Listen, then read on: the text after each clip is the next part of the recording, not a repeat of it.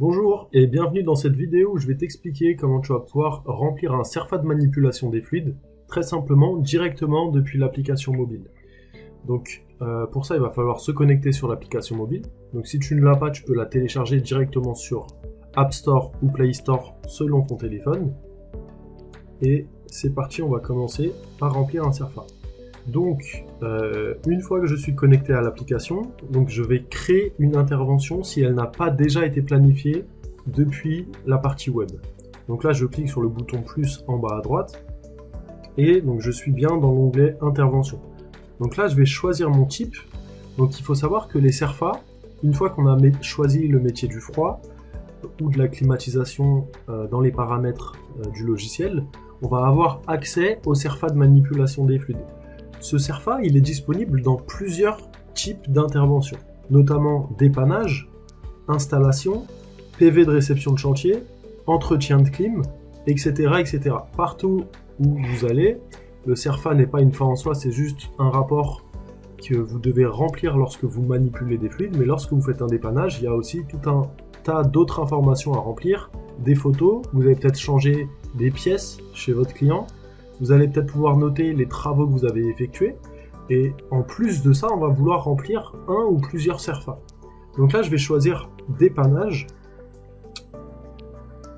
Je vais choisir un client, donc Anthony Vassor pour ce coup. Tout le reste est déjà rempli, et j'ai juste à valider. Une fois que j'ai créé mon intervention, je vais pouvoir la remplir. Donc je vais descendre et remplir l'intervention. Et à partir de ce moment-là, donc je vais pouvoir remplir symptômes. Donc mes symptômes.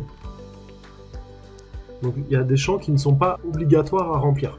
Tous ceux avec une petite étoile rouge sont obligatoires. Donc travaux effectués.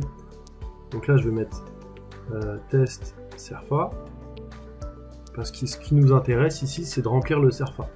Donc ici on voit que j'ai la possibilité de remplir un CERFA. Donc je clique sur plus. Et ça m'a ajouté donc une petite case qui me permet d'aller remplir mon CERFA. Et il se peut que des fois, quand vous arriviez sur une installation, vous ayez besoin de faire lors de la même intervention plusieurs CERFA. Par exemple, si vous arrivez dans un restaurant et que vous faites un entretien de climatisation, il y a 3 groupes extérieurs et 3 unités intérieures, vous allez devoir faire 3 CERFA pour chacun des entretiens. Donc si je rappuie, je peux créer autant de CERFA que je veux. Donc une fois que je rentre dans un CERFA, on voit que l'opérateur est déjà rentré, le détenteur est déjà rentré, puisque c'est automatique. Dans le logiciel, j'avais déjà préconfiguré pour que mon détecteur de fuite et la date de contrôle du détecteur soient automatiquement remplis. Et donc là, j'ai juste à remplir le cœur du CERFA, donc équipement concerné. À ce moment-là, je vais mettre par exemple groupe Mitsubishi. Alors, j'ai mal écrit. Mitsubishi. Je vais choisir la nature du fluide. Donc là, R410. La charge totale et le tonnage équivalent. Dans quelques jours d'ailleurs, peut-être au moment où vous regarderez cette vidéo, on aura rajouté le calcul automatique du tonnage équivalent. Donc là, je vais mettre un chiffre bidon.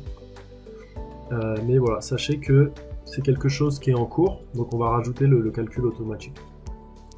Ensuite, on va choisir la nature de l'intervention. Dans la nature de l'intervention, je vais pouvoir ajouter l'assemblage de l'équipement, la modification, etc., etc. Je valide.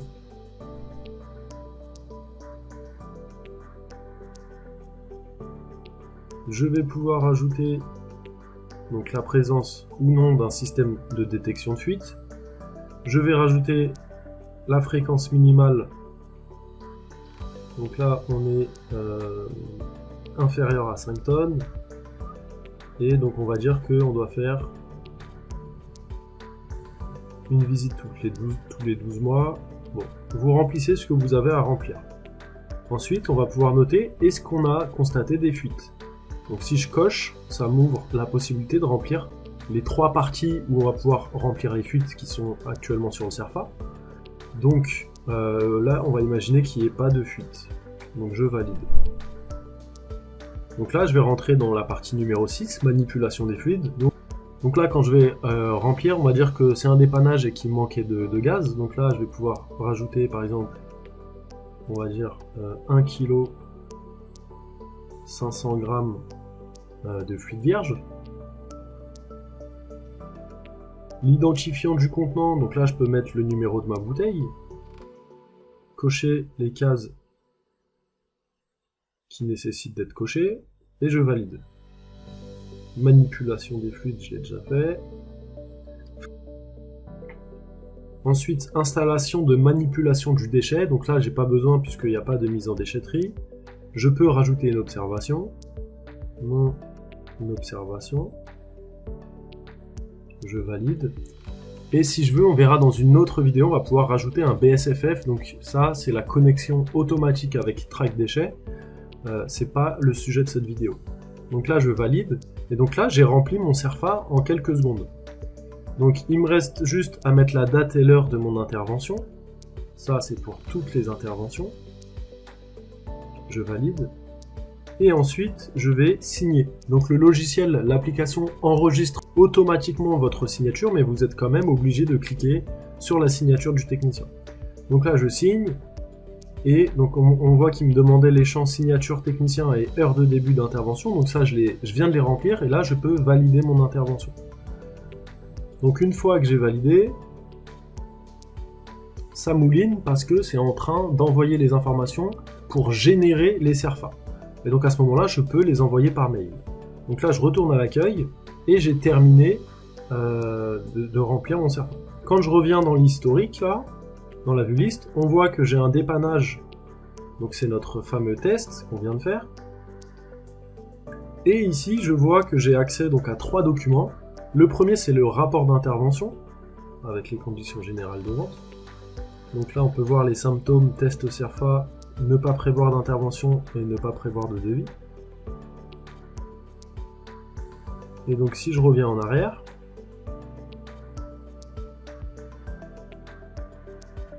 je peux regarder mes 2 CERFA.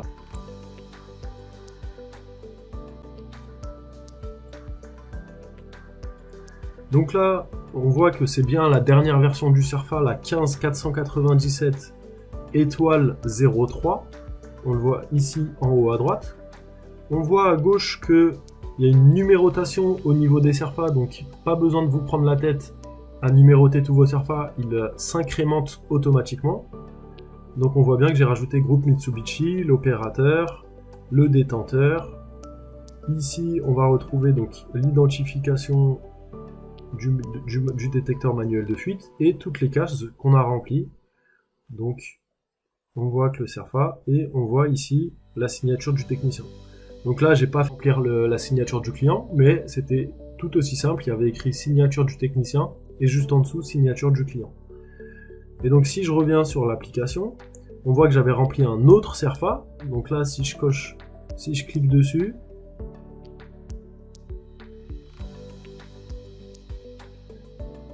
on peut voir que le numéro s'est bien incrémenté. Donc le CERFA précédent, c'était le numéro 268, là c'est le 269. Et donc voilà, on a rempli 2 CERFA en une fraction de seconde. Donc celui-là, je ne l'ai pas rempli, donc il est vierge.